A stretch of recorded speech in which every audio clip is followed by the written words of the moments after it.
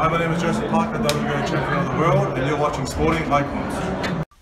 So David Higgins, who promotes and manages Joseph Parker, the WBO heavyweight champion of the world, has said that Anthony Joshua fans are brainwashed.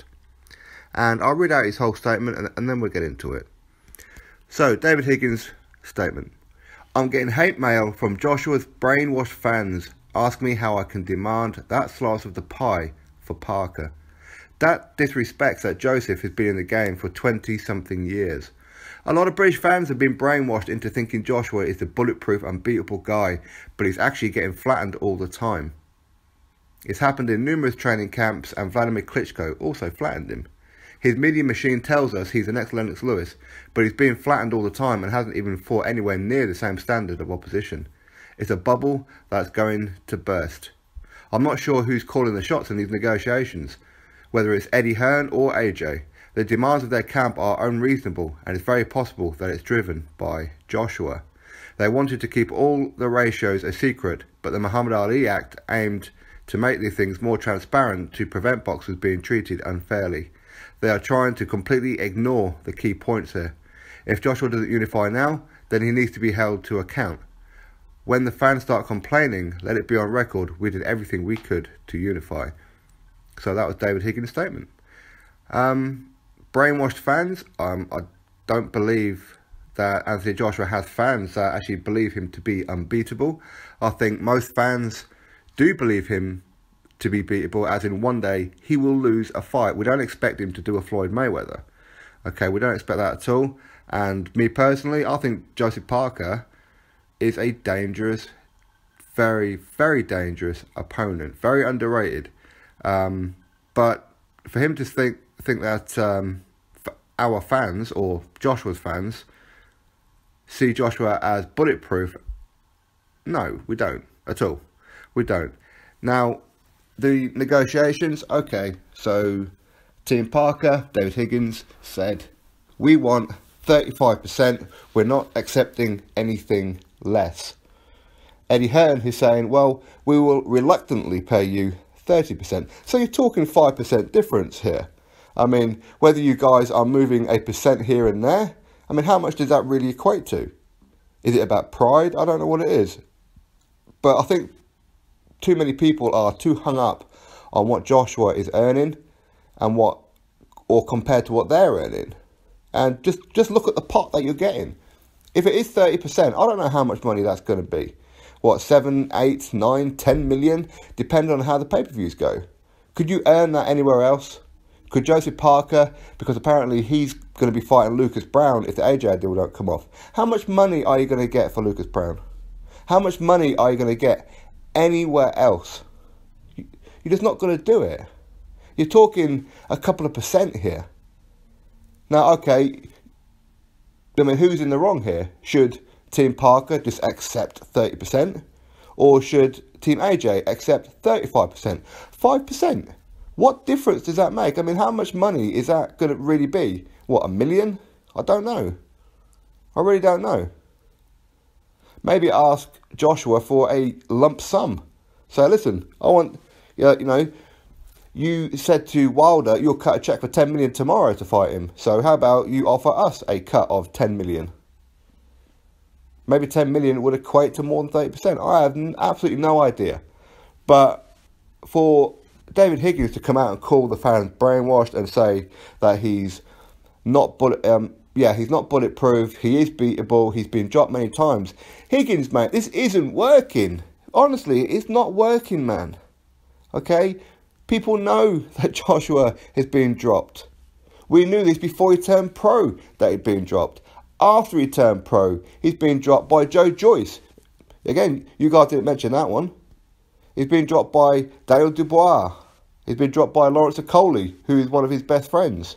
Yes, he got flattened on live TV by Vladimir Klitschko, but guess what? He got up and he got the job done. He dropped a guy 3 times who hasn't been dropped in over 10 years. Okay, so Parker's never been dropped. Well, whoop-de-doo.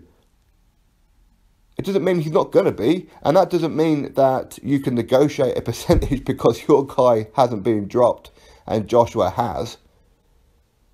I mean, could you say the same thing about Tyson Fury? Tyson Fury's been dropped too. Deontay Wilder's also been dropped.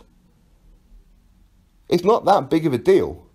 The only thing that's important is who's generating the money, as in who's the driving machine behind it, how much are you getting, and when's it going to be? That's the only thing that's really important.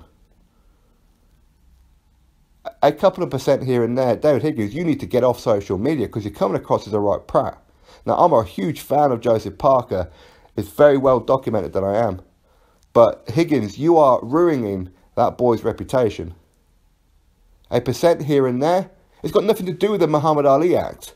The Muhammad Ali Act has nothing to do with openly coming out on social media and saying a percent here and there. That's not Muhammad Ali Act. The Muhammad Ali Act is invoked through loss of earnings. Potential loss of earnings. This isn't a loss of earnings. You're being offered this. Do you want the fight or don't you want the fight?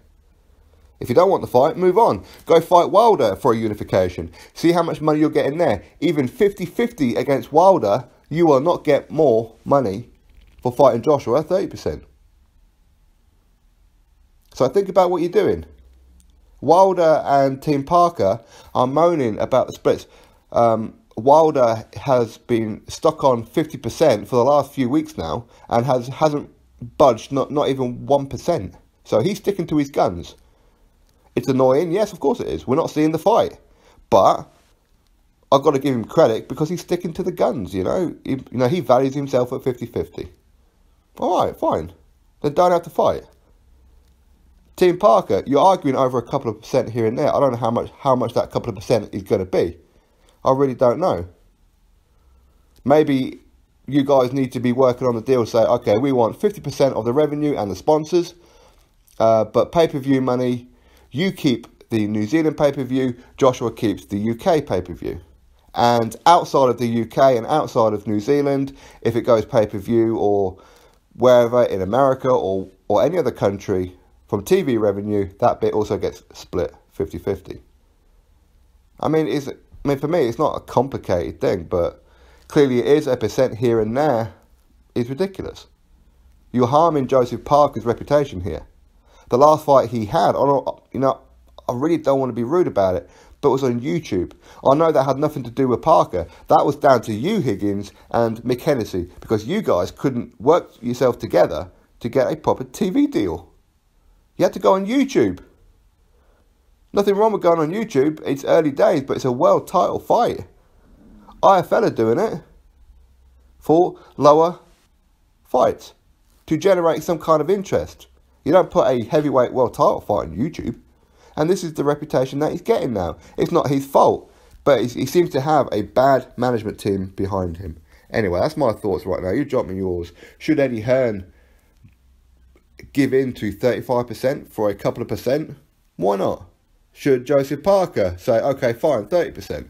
Why not? It's a few percent here and there. That few percent isn't going to be life-changing money.